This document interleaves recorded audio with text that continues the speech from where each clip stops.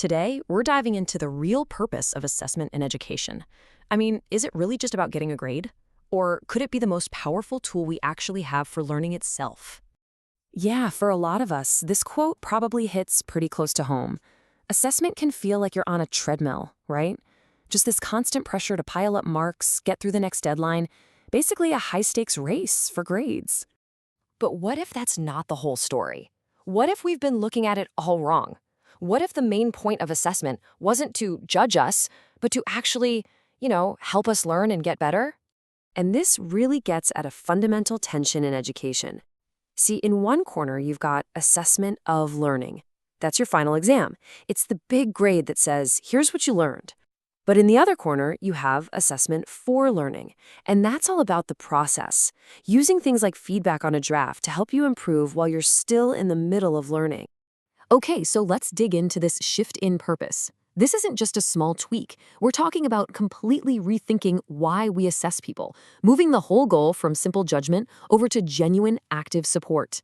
So this right here is the core idea.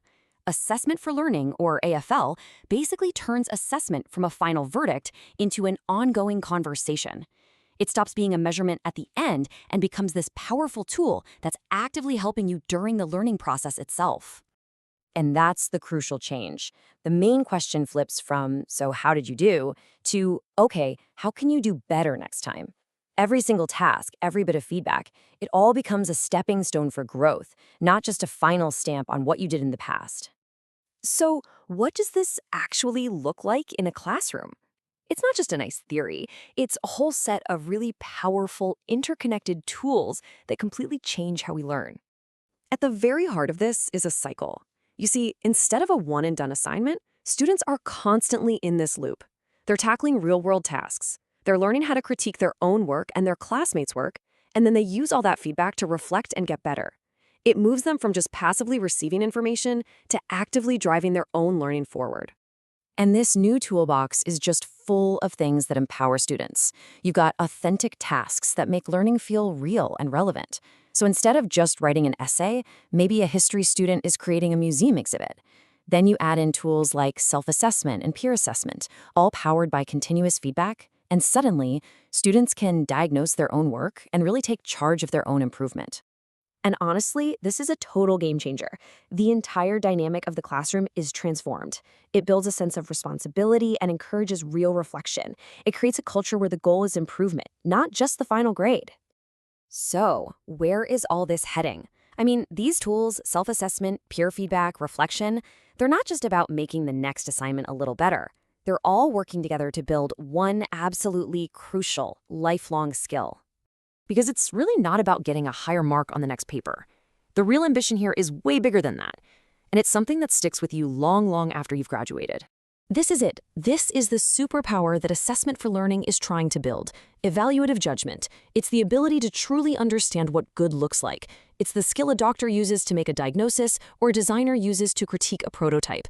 It's about being able to reliably judge the quality of work, your own and other people's, against a high standard. And this quote just nails it, right? The end goal is to become an independent and reliable judge of quality, not just in school, but in any professional field.